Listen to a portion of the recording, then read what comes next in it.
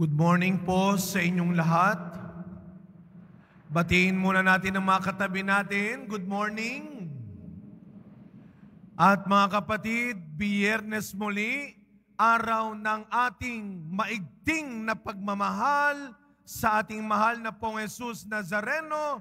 Palakpakan natin ang papuri at pasasalamat ang ating mahal na pong Jesus Nazareno.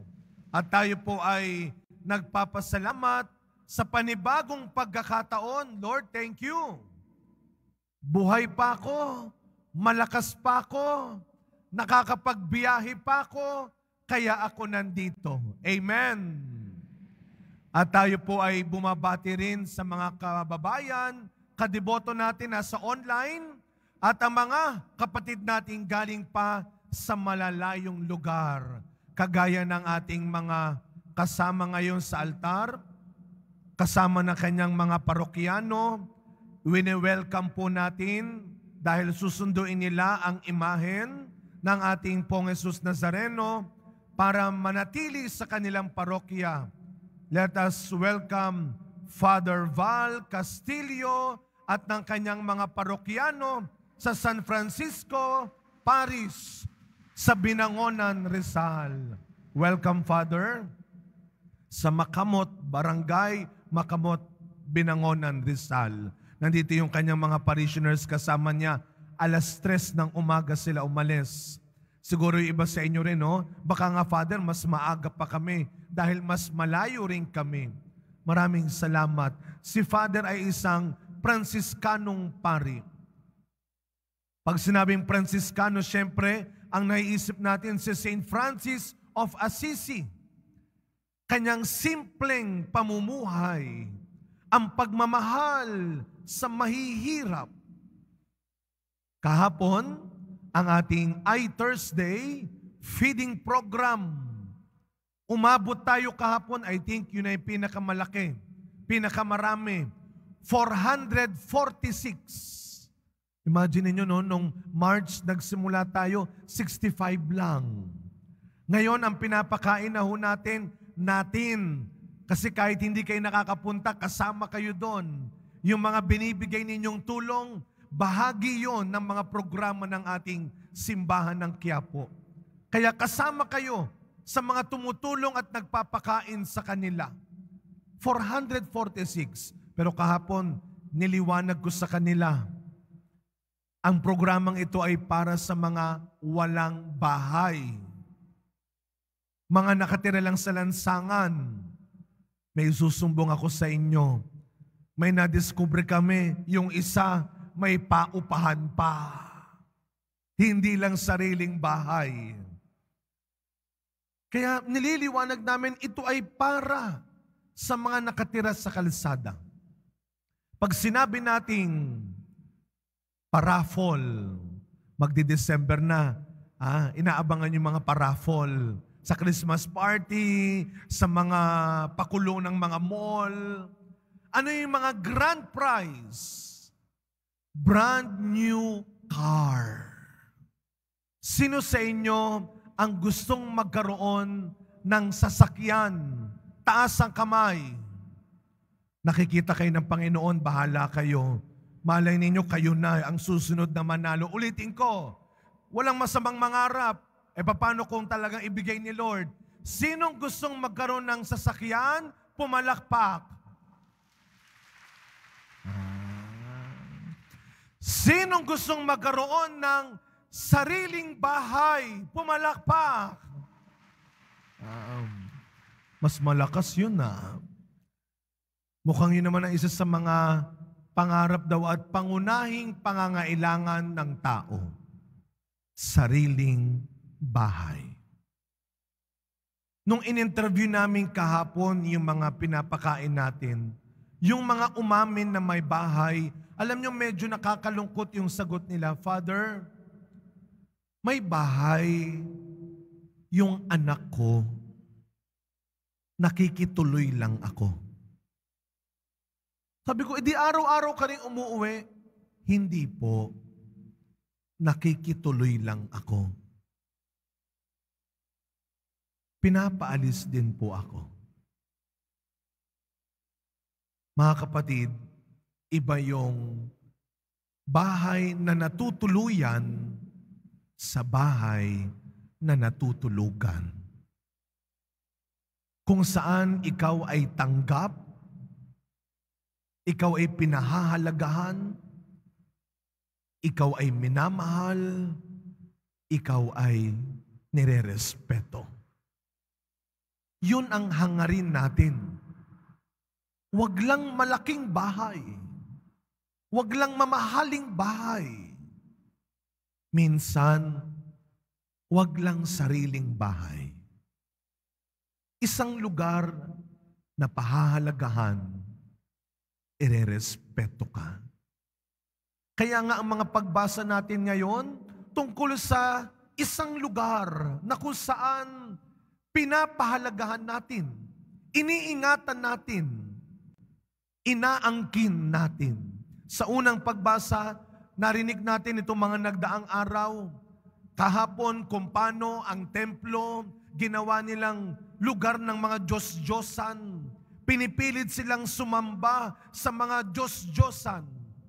At ngayon, nang mapagtagumpayan na nilang makuha muli ang templo, anong ginawa nila? Itinalaga muli nila ito para sa Panginoon.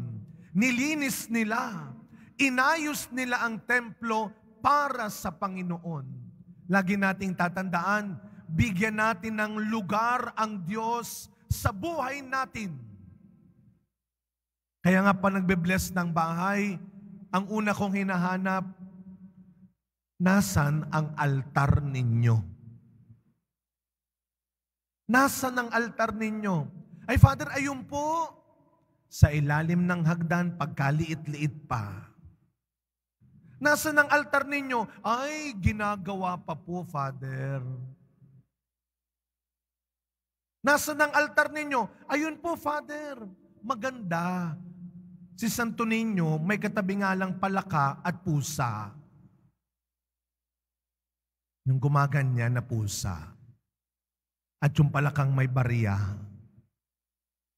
Naninigurado, baka hindi siya sagutin ng Santo Niño, may reserba. Anong lugar ang binibigay mo para sa Diyos? Paano mo hinahanda ang lugar ng Panginoon? Magandang tanong yan. Mamaya pag umuwi kayo ng bahay, tignan mo ngayon, nasan ang Diyos sa bahay ninyo? Paano mo binibigyan ng lugar, espasyo, ang pananampalataya nyo ng pamilya mo sa bahay ninyo? Pero mga kapatid, sa ebanghelyo natin, tatandaan ho natin, hindi lang naman yung kwarto, altar, dingding, ang hinihingi ng Diyos sa inyo. Bigyan no ng lugar ang Diyos sa puso ninyo. Kaya sabi ni Kristo, tinaboy niya yung mga nagbibili sa templo. Ginawa niyong pugad ng magnanakaw ang bahay ng aking Ama. Ito'y dapat maging bahay dalanginan. Kagabi yung kaibigan ko, sabi niya, Father, wag ko kayo magagalit ha. Ito'y matagal ng kasabihan lang. Sana hindi totoo. Father, totoo po ba na minsan sa Quiapo, may mga nagdadasal, Lord, sana kumita ako ngayon. Pati daw yung mga mandurukot nagdadasal. Sana kumita ako. Tapos may nakitang bag na katabi. Ang bilis naman ang sagot niyo, Lord. Sana mga kapatid, tayong mga pumapasok ng simbahan ay tunay na nagbibigay ng lugar sa puso natin sa Panginoon. Nasa loob ka na ng simbahan, punong-puno pa rin ng galit, inggit, ang puso mo. Nasa loob ka na ng simbahan, pati sa pagdarasal, dala-dala ng isipan mo kung paano gumanti kung paano makalamang, kung paano mandaya, kung paano mangagaw at manira. Kaya sabi ng Panginoon, nandito ka na sa loob ng aking bahay. Tanggalin natin, alisin natin, ipakiusap natin sa Diyos na Panginoon, gusto kong manatili ka, tumuloy ka sa aking buhay. Linisin mo ako, ayusin mo ako. Sa pagpapatuloy na misa natin mga kapatid, itong mga martir na ginugunita natin ngayon, San Andres Dunglac, hindi lang isa, marami silang martir. Mga taong tinalikuran ang makasalanan, makamundong bagay para sa Panginoon. Ang bahay nyo, hindi mo man pag-aari, hindi man malaki at bago, huwag mo lang punuin ng mga kasangkapan at kikitain. Ang bahay ninyo, punuin nyo lagi ng pagmamahalan, pagtutulungan, pagpapatawad, pagbibigayan. Araw-araw, kumakatok ang Diyos, hindi lang sa pintuan ng inyong tahanan, sa pintuan ng inyong puso. Patuloyin ninyo at hayaang manatili ang Poong Jesus Nazareno. Amen.